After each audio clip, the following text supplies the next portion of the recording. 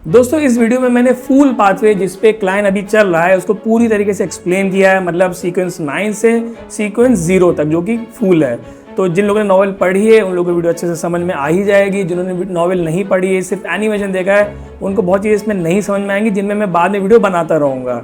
और अगर तुम लोग को स्पॉइलर नहीं चाहिए तो फिर तुम सीक्वेंस 7 तक इसको देख सकते हो। मैंने इसमें कोई स्टोरी स्पॉइल नहीं की है, तो वीडियो बहुत ही लंबे होने वाली है। तो पॉपकॉर्न चाय वगैरह जो भी खाते पीते हो लेके बैठ जाओ। सबसे पहले बात करते हैं सीक्वेंस 9 जो कि है सीर पोर्शन। जो लोग पीते हैं उनकी मेमोरी थोड़ी सी बढ़ जाती है और जैसे जैसे पोर्शन डाइजेस्ट होता है ये इफेक्ट और स्ट्रॉन्ग होता रहता है। ये एनहांस मेमोरी सीर को अलग अलग रिचुअलिस्टिक मैजिक और डिविनेशन आर्ट जैसे भविष्य देखने की जो कैपेबिलिटी होती है उसको याद रखने के स्टेप्स और उस एबिलिटी को इम्प्रूव करती है। बात करें स्पिरिचुअलिटी की तो सीर पोर्शन पीने के बाद उनकी स्पिरिचुअलिटी पहले से और इनहांस हो जाती है। उनको एक एबिलिटी मिलती है जो होती है स्पिरिट विजन।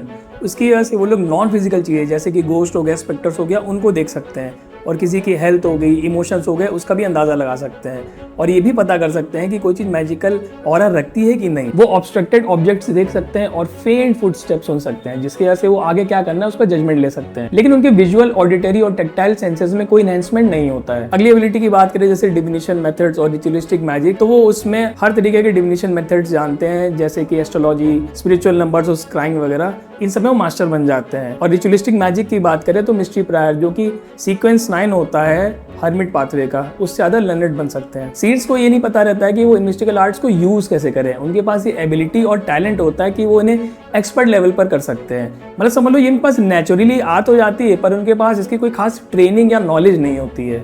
अगली एबिलिटी जो होती है वो डेंजर इंट्यूशन होती है, मतलब वो अपनी स्पिरिचुअलिटी का यूज़ करके आने वाले डेंजर को डिटेक्ट कर सकते हैं। अब अगले सीक्वेंस की बात करें जो कि है सीक्वेंस 8 क्लाउन। इसमें जो नई एबिलिटीज़ आती है होती है फिजिकल एनहांसमेंट।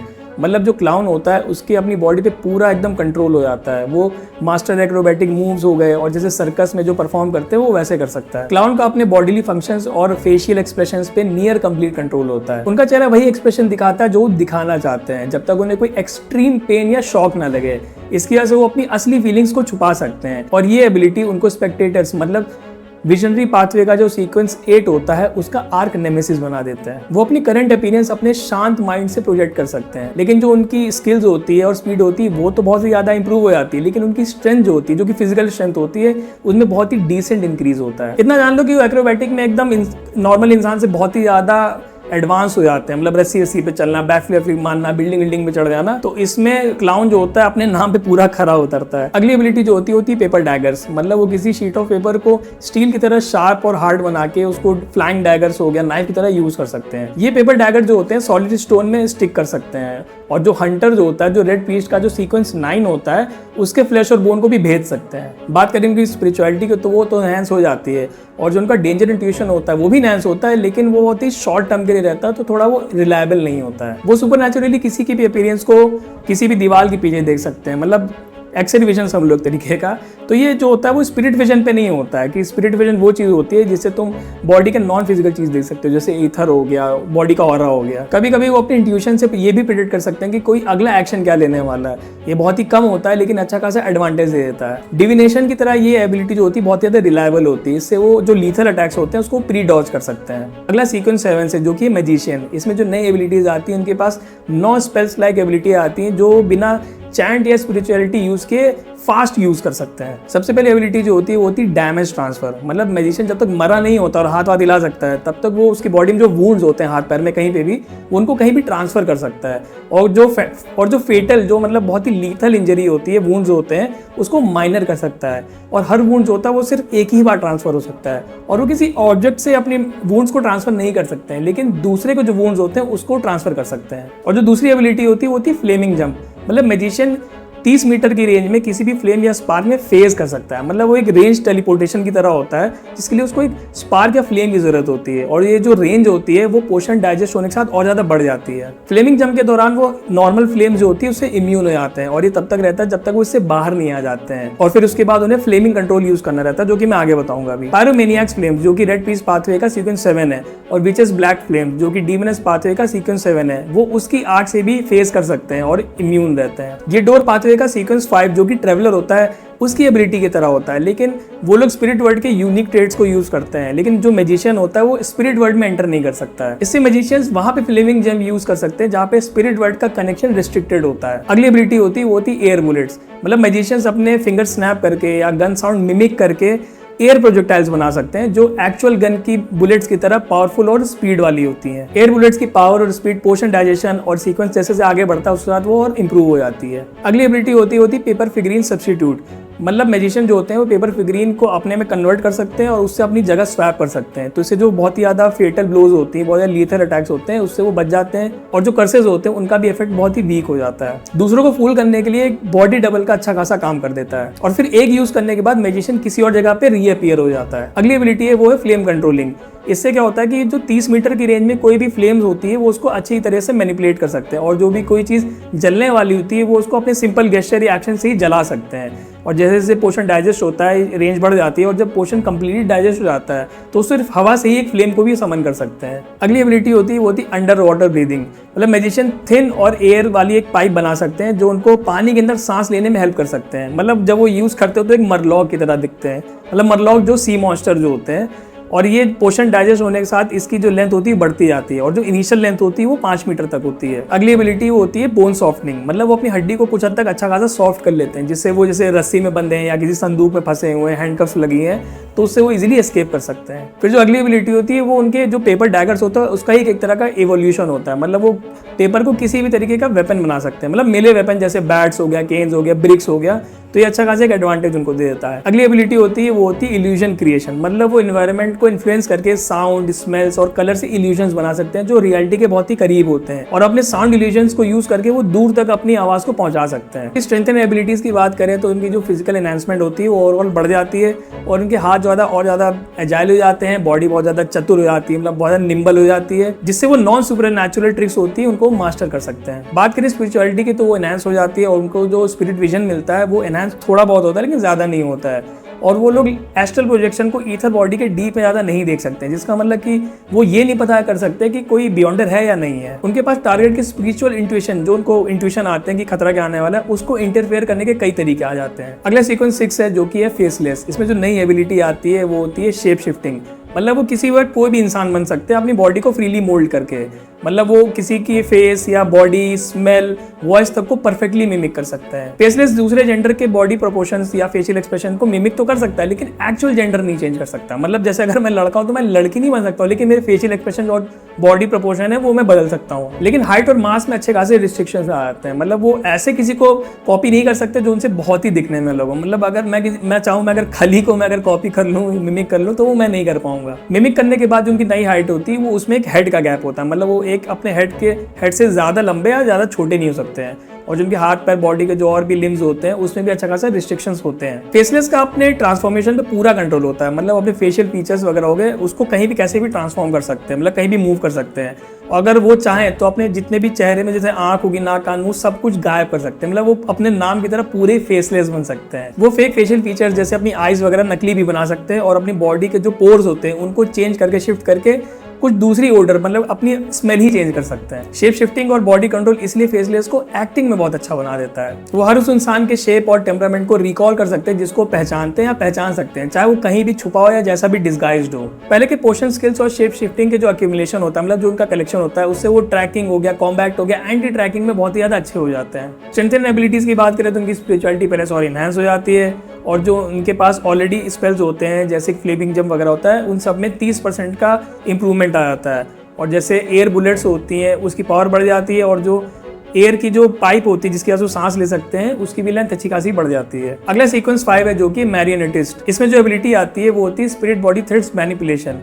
ये मैरियोनेटिस्ट का एक कोर पावर है। इससे वो 100 मीटर तक की रेंज में स्पिरिट बॉडी थ्रेड्स को परसीव और मैनिपुलेट कर सकते हैं। ऑर्गेनिज्म की स्पिरिट बॉडी थ्रेड्स को मैनिपुलेट करके वो टारगेट की soul body, ether body, body of heart and mind और एस्ट्रल प्रोजेक्शन को पूरी तरीके से इन्फ्लुएंस कर सकते हैं। फिर ईथर बॉडी को ब्रिज की तरह यूज करके वो बॉडी पे पूरा कंट्रोल पा लेते हैं। स्पिरिट बॉडी थ्रेड्स के चेंजेस से पैरासाइट जो कि एरर पाथवे का सीक्वेंस 4 है उसके पैरासिटिज्म को डिटेक्ट किया जा सकता है। टारगेट के स्पिरिट बॉडी थ्रेड्स को ट्रेस करके जो भी इनविजिबल टारगेट्स होते हैं जैसे शैडो एस्थेटिक जो कि हैंग मैन का सीक्वेंस 7 है उसके शैडो लर्किंग या फिर विच जो कि डीमनस पाथवे का सीक्वेंस 7 है उसकी इनविजिबिलिटी को परसीव किया जा सकता है। स्पिरिट बॉडी थ्रेड्स मैनिपुलेशन का प्रोसेस जो होता है उसको डिटेक्ट करना बहुत ज़्यादा मुश्किल होता है, लेकिन जो डिविनेशन या फिर प्रोफेटिक एबिलिटीज वाले बियॉन्डर्स होते हैं वो उसको डिटेक्ट कर लेते हैं। टारगेट के स्पिरिट बॉडी थ्रेड्स मैनिपुलेशन का जो प्रोसेस होता है वो 5 से 10 मीटर की रेंज में होता है, जो कि पोर्शन डाइजेशन पे डिपेंड करता है और ये 2 फेजेस में होता है। स्टार्टिंग फेज में कंट्रोल 5 से 20 सेकंड्स में अचीव हो जाता है, जो कि पोर्शन डाइजेशन और टारगेट की स्पिरिट बॉडी की पोटेंसी पे डिपेंड करता है। टारगेट के जो मूवमेंट्स होते हैं और थॉट्स होते हैं वो बहुत ज़्यादा स्लो होने लग जाते हैं। वो फाइट बैक कर सकते हैं, लेकिन जैसे जैसे कंट्रोल बढ़ता रहता है उनकी प्रॉब्लम्स और बढ़ती है, मतलब स्पीड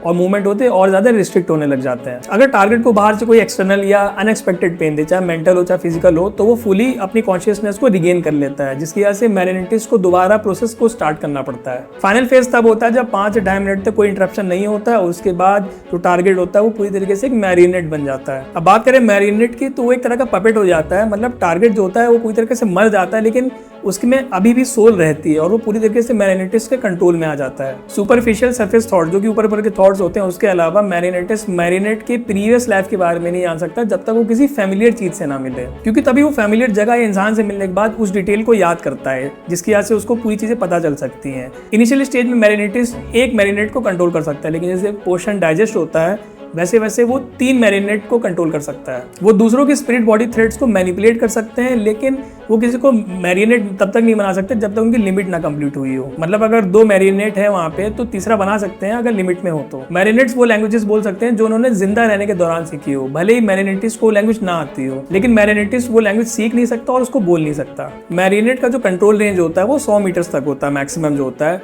और जब पोर्शन डाइजेस्ट पूरी तरीके से हो जाता है तो ये रेंज जो होती है वो 200 मीटर तक जा सकती है। और जो मैरिनेटिस्ट होता है वो अपने मैरिनेट को अच्छी तरह से पोजेस कर सकता है, मतलब वो सब कुछ एक्सपीरियंस कर सकता है, फील कर सकता है जो एक मैरिनेट कर रहा होता है। मैरिनेट अपनी स्पिरिचुअलिटी को यूज करके अपने ओरिजिनल बियॉन्डर्स पावर्स को यूज कर सकते हैं, इसलिए उनको कहीं से भी कंट्रोल किया जा सकता है, वो भी बिना किसी डेंजर के। लेकिन वो लोग कोई पोर्शन कंज्यूम नहीं कर सकते क्योंकि उनकी स्पिरिट बॉडी डेड हो जाती है। और उनकी जो एबिलिटीज इनहांस होती है उसमें जो उनकी एयर बुलेट होती है वो एक स्टीम प्रेशर राइफल की तरह पावरफुल हो जाती है, और उनकी जो बाकी एबिलिटीज होती हैं उनमें 50% का इंक्रीमेंट हो जाता है, हम सैलरी बढ़ जाती है 50%। अब अगला सीक्वेंस आता है सीक्वेंस 4 जो कि है बिजारो सॉर्सरर। इसमें जो मेजर चेंज आता है वो होता है मैजिकल क्रीचर फॉर्म, मतलब सीक्वेंस 4 जो होता है वो तरह का डेमी गॉड बन जाता है, तो इसमें इनको एक इनकम्प्लीट मिथिकल क्रीचर फॉर्म मिल जाता है। इसमें छोटे ट्रांसपेरेंट मैगट्स आते हैं जिनमें 3 dimensional sinister tentacle patterns inscribed होते हैं, इन्हें वर्म्स ऑफ स्पिरिट भी कहते हैं। बिजारो सॉर्सरर्स अपने मिथिकल क्रीचर फॉर्म से इन वर्म्स ऑफ स्पिरिट को डिवाइड कर सकते हैं, फिर इनको मार के इनके बियॉन्डर कैरेक्टरिस्टिक्स के रिलीज होने का वेट कर सकते हैं, फिर इनकी डेड बॉडी के रिमेन्स से हाई लेवल एग्जिस्टेंस की जो ग्रांटेड पावर होती है उसको कंटेन करने के लिए यूज कर सकते हैं। इससे वो वर्म्स ऑफ स्पिरिट्स के कार्केसेस को, मतलब उनकी डेड बॉडी को हाई लेवल मटेरियल बना के यूज कर सकते हैं, जैसे स्पेशल बुलेट्स हो गई, चार्म्स वगैरह हो गए। ये उनकी स्पिरिट बॉडी को फ्रैक्चर करता है और अच्छा खासा डैमेज भी देता है, और ज़्यादा जल्दी नहीं कर सकते जब तक वो खुद मरना नहीं चाहते हो। अगर वो ज़्यादा वर्म्स ऑफ स्पिरिट को लूज भी कर देते हैं तो वो फुल पाथवे के कैरेक्टरिस्टिक्स को एब्जॉर्ब करके दोबारा रिकवर भी कर सकते हैं। इसमें जो नई एबिलिटी होती है वो होती है कंसीलमेंट, मतलब उनके पास कंसीलमेंट की एबिलिटी आती है, मतलब वो अपने आप को कैमोफ्लेज अच्छे तरीके से कर सकते हैं। इससे वो अपना सीक्वेंस लेवल जस्टिसियर पाथवे के सेम सीक्वेंस या उससे लोअर लेवल के बियॉन्डर से छुपा सकते हैं, लेकिन वो ये नहीं छुपा सकते कि वो एक बियॉन्डर है। उनकी जो पिछली एबिलिटी जो एनहांस होती है वो होती है फ्लेमिंग जंप, जिसकी रेंज 1 किलोमीटर तक बढ़ जाती है।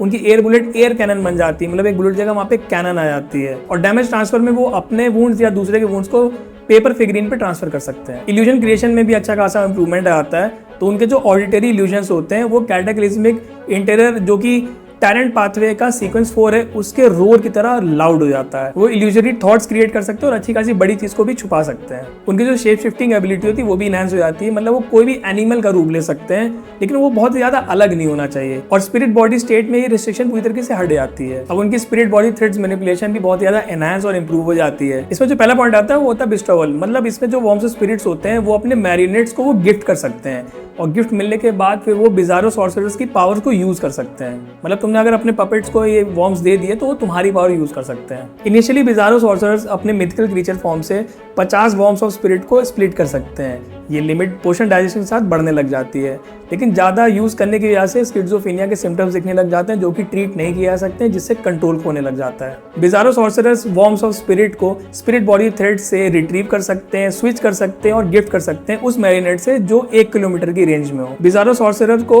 एक मैरिनेट में एक मैगट तो डालना ही पड़ता है जिससे वो अपने पावर्स उससे यूज करवा सके। टेक्निकली डेड होने की वजह से मैरिनेट्स ऐसे शेप में मोल्ड किए जा सकते हैं जो कि लिविंग क्रीचर नहीं किया जा सकता है, क्योंकि ऑलरेडी डेड होते हैं। इससे बिजारो सॉर्सरर्स न्यू मैरिनेट्स बनाने की रेंज बढ़ा सकता है, मतलब वो 1150 रेंज कर सकता है, क्योंकि पहले ऑलरेडी 1000 रेंज होती है और जो नए मैरिनेट्स कन्वर्ट होते हैं वो 150 रेंज और दे देते हैं। इस तरह से जो नए मैरिनेट्स कन्वर्ट होते हैं उनको पुराने मैरिनेट्स से वॉर्म्स ऑफ स्पिरिट्स गिफ्ट किए जा सकते हैं। तो इसके लिए उसमें ऑलरेडी 2 मैगट्स होने जरूरी होते हैं। जब एक मैरिनेट जिसमें एक मैगट होता है वो मरता है तो मैगट के जो बियॉन्डर कैरेक्टरिस्टिक्स होते हैं वो लॉ ऑफ बियॉन्डर कैरेक्टरिस्टिक्स कन्वर्जेंस की वजह से बिजारो सॉर्सरर को वापस मिल जाते हैं। लेकिन अगर ये रिटर्न प्रोसेस इंटरप्ट हो जाता है किसी वजह से तो वॉर्म ऑफ स्पिरिट खो जाता है। जब तक मैगट वाला मैरिनेट जिंदा है वो जिंदा ही रहता है और फुल पाथवे का बियॉन्डर कैरेक्टरिस्टिक्स लेके वो रिकवर भी कर सकता है। Worms of spirit actually bizarro sorcerer का एक पार्ट होते हैं, तो जब वो मैरिनेट्स को गिफ्ट करते हैं तो उसकी वजह से उनको सेल्फ थिंकिंग या कॉन्शियस होने की एबिलिटी नहीं मिलती है। किसी के स्पिरिट बॉडी थ्रेड का जो कंट्रोल होता है वो उसको इनिशियली 3 सेकंड में मिल जाता है, पूरा कंट्रोल 15 सेकंड में मिल जाता है। स्पिरिट बॉडी थ्रेड का जो इनिशियल कंट्रोल रेंज होता है वो 150 मीटर तक बढ़ जाता है और पोषण डाइजेशन के साथ ये और बढ़ जाता है। बात करें मैरिनेट्स की तो उनका अमाउंट, इफेक्ट वगैरह वो सब बहुत बढ़ जाता है।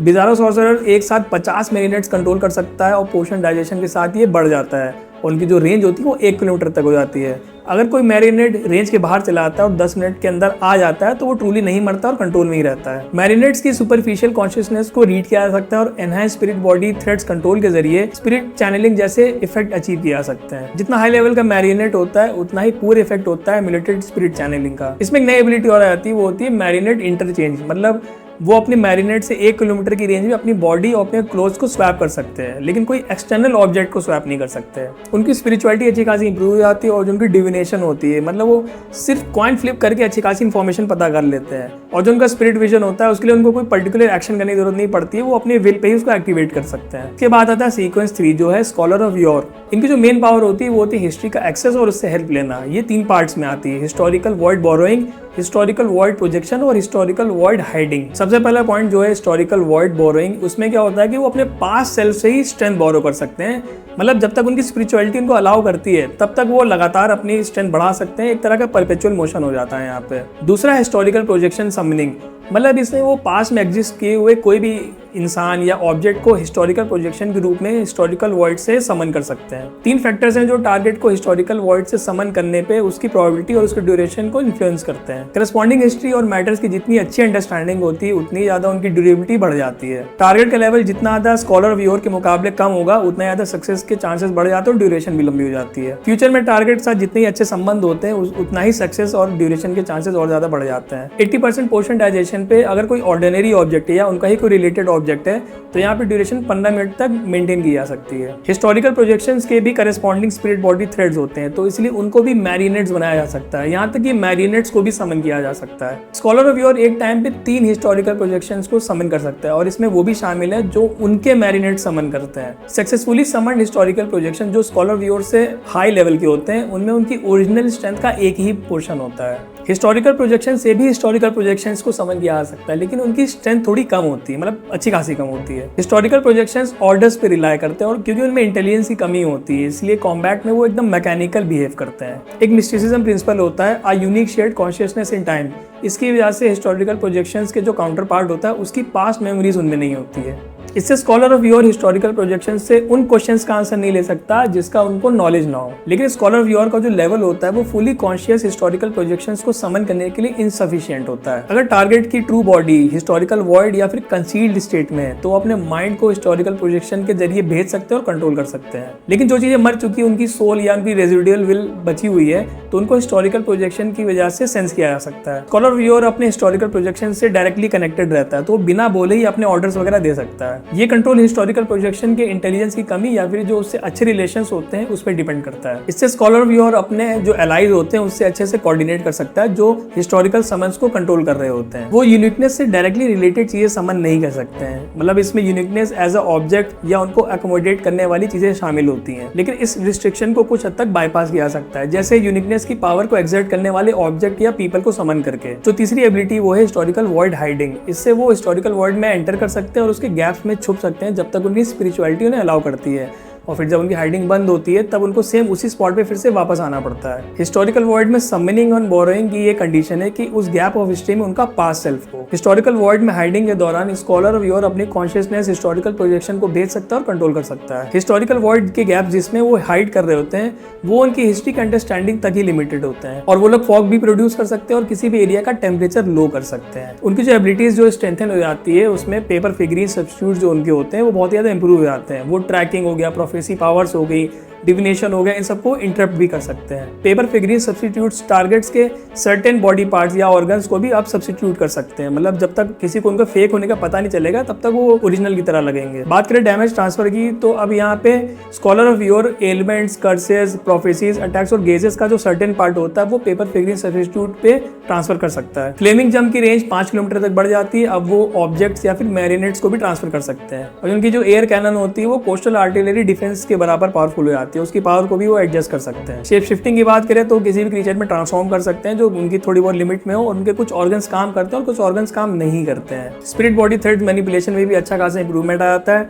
टारगेट की जो इनिशियल कंट्रोल जो होता है वो 2 सेकंड में इनिशियल हो जाता है, और जो पूरा कंट्रोल होता है वो 10 सेकंड में आता है। और जो मैरिनेट्स का जो कंट्रोल रेंज होता है 500 मीटर तक बढ़ जाता है, और जब पोषण पूरी तरीके डाइजेस्ट हो जाता है तो ये 5 किलोमीटर तक रेंज बढ़ जाती है। बात करें मिथिकल क्रीचर फॉर्म की, तो वॉर्म्स और स्पिरिट पे जो डिवाइन पैटर्न्स होते हैं वो बहुत ही ज्यादा कॉम्प्लेक्स हो जाते हैं, और जो उन पे फुल पाथवे का जो थीम होता है और भी ज्यादा एक्सप्रेसिव हो जाता है। और स्कॉलर व्यूअर अपने मिथिकल क्रीचर फॉर्म से लगभग 600 वॉर्म्स और स्पिरिट को स्प्लिट कर सकता है। ये चेंज पोर्शन में कंटेंट बियॉन्डर कैरेक्टरिस्टिक्स और मिथिकल नॉलेज का एक रिजल्ट होता है, और जो डिवाइन पैटर्न्स होते हैं वो पर्सन टू पर्सन चेंज होता है क्योंकि उनके पर्सनल ट्रेट से रिलेटेड होता है। पोर्शन के कंप्लीट डाइजेशन होने के बाद स्कॉलर व्यूअर 500 वॉर्म्स के एक साथ बनने पे अपने मिथिकल क्रीचर फॉर्म को रिकवर कर सकता है। सारे बियॉन्डर कैरेक्टरिस्टिक्स होने के बाद भी वो अपना लेवल और पावर्स को नहीं खोते हैं, वो धीरे धीरे फुल पाथवे के कैरेक्टरिस्टिक्स को अब्सॉर्ब करके रिकवर भी कर सकते हैं। यहाँ पे नई चीज ये है कि लेवल 3 बियॉन्डर होने के नाते वो सर्टेन रेंज में प्रेयर सुन सकते हैं, और जब अपने मिथिकल क्रीचर फॉर्म में होते हैं तो अपने वॉर्म्स ऑफ स्पिरिट से बाकी लोग की प्रेयर सुन सकते हैं जो कि बहुत छोटी मोटी होती है। लेकिन अगर कोई कॉम्प्लेक्स रिक्वेस्ट होती है, बहुत बड़ी प्रेयर होती है, तो वो फिल्टर आउट करके मेन बॉडी के पास ही आती है ताकि वही डिसीजन ले सके। फिर अगला सीक्वेंस आता है सीक्वेंस 2, जो कि है miracle invoker. Total 9 miracle invoker beyonder characteristics होते हैं, और अगर 3 सीक्वेंस 1 के मतलब अटेंडेंट्स ऑफ मिस्ट्रीज हैं तो फिर उसके बाद 6 ही मिरेकल इन्वोकर एग्जिस्ट कर सकते हैं, क्योंकि बियॉन्डर कैरेक्टरिस्टिक्स जो होती है वो लिमिटेड होती हैं। अब इनके पास जो नई चीज आती है वो होती है अथॉरिटी। अथॉरिटी मतलब तुम लोग समझ लो रियलिटी को बेंड करना पूरी तरीके से। तो जो उनकी पहली अथॉरिटी होती है वो होती है विशेज या मिरेकल। तो ये लोग किसी की भी या अपने खुद के लिए मिरेकल्स परफॉर्म कर सकते हैं या विशेज पूरी कर सकते हैं, और जितनी विशेष जितनी बार ज़्यादा की जाती है उसको दोबारा करने के चांसेस और इफेक्टिवनेस और बढ़ जाती है। इसके इफेक्ट सिर्फ बियॉन्डर कैरेक्टरिस्टिक्स से ही नहीं आते हैं, बल्कि सी ऑफ कलेक्टिव सबकॉन्शियसनेस से रिलेटेड अलग अलग क्रीचर्स के सिमिलर विशेष से भी आते हैं। सीधे कहें तो मिरेकल इन्वोकर को हर तरह के विशेष को सेटिस्फाई और सीख करना पड़ता है, तभी वो अपने लिए विशेष को कंप्लीट कर सकते हैं, जो कि रियलिटी में फिर बदल सकते हैं। विशेष ग्रांट करने के लिए वो 2 नोन मेथड्स का यूज करते हैं। पहला, वो अपने या बियॉन्डर्स कैरेक्टरिस्टिक्स वाले जो सील्ड आर्टिफैक्ट्स होते हैं उनकी पावर्स का यूज कर सकते हैं, और दूसरा शुरुआत में उनको छोटी मोटी विशेष को फुलफिल करना रहता है, जिसकी वजह से उनकी विशेष की पावर और स्ट्रांग होती है, जिसके बाद वो अपनी ट्रू विश को पूरा कर सकते हैं। हर इन्वोकर के मिरेकल्स के जो इफेक्ट्स होते हैं वो अलग अलग होते हैं, कि मतलब उन्होंने कितने विशेष को पूरा करके वो पावर गैदर की होती है। कुछ इफेक्ट्स में टेलीपोर्टेशन, एरिया का श्रिंकेज हो गया, और गॉडहुड का जो डिसिपेशन होता है, मतलब जो गॉडहुड को खत्म करने की जो प्रक्रिया होती है वो भी शामिल होता है। इसी तरीके कई चीजें इसमें शामिल होती हैं। विशेष अक्सर डिस्टॉर्टेड होती है, मतलब जितनी बड़ी विश होगी उतना ज्यादा उनका डिस्टॉर्शन होगा, इसलिए उनको बहुत केयरफुल रहना पड़ता है कि वो क्या विश कर रहे होते हैं। डिस्टॉर्शन को टाइम और एरिया का लिमिट सेट करके रिड्यूस किया जा सकता है, और अगर किसी हाई लेवल एंटिटी पे कोई विश होती है तो उसका इफेक्ट या तो कम होगा या तो डिस्टॉर्शन बहुत ही ज्यादा होगा। वो एक ही पर्सन के लिए रिपीटेडली मिरेकल्स परफॉर्म तो कर सकते हैं, लेकिन सिमिलर विश को बार बार ग्रांट नहीं कर सकते, मतलब बहुत कम टाइम में बार बार सेम विश को नहीं ग्रांट कर सकते हैं। स्ट्रेंथ एंड एबिलिटीज की बात करें तो यहाँ पे हिस्टोरिकल वॉइड यूटिलाइजेशन की बात करेंगे, तो उनका जो पहली एबिलिटी वो रेजरेक्शन, मतलब जब भी वो मरते हैं तो उनकी बियॉन्डर कैरेक्टरिस्टिक्स जो होती है वो हिस्टोरिकल वॉइड में जाके वॉर्म्स ऑफ स्पिरिट के साथ फ्यूज हो जाती है और टेंजिबल हो जाती है। फिर जब भी वो चाहते हैं तो वो हिस्टोरिकल वर्ल्ड से निकल कर रियलिटी में फिर से आ जाते हैं और वो रेजुरेक्ट हो जाते हैं, और उनको 3 दिन के अंदर ही रेजुरेक्शन का प्रोसेस करना रहता, नहीं तो वो मरकर ईविल स्पिरिट बन जाएंगे। ये एक तरह का डिफॉल्ट उनके पास एबिलिटी होती है, वो जो बिना विशेष को एक्यूमुलेट किए ही कर सकते हैं, लेकिन 4 रेजुरेक्शन के बाद ये एबिलिटी उनकी इनइफेक्टिव हो जाती है। उनकी सिर्फ स्पिरिट बॉडी, फिजिकल बॉडी नहीं, हिस्टोरिकल वर्ल्ड में फिर से रिबॉर्न हो सकती है, और उनका जो कॉर्प्स होता है वो उसके कुछ सर्टेन रेंज तक ही रिवाइव कर सकते हैं।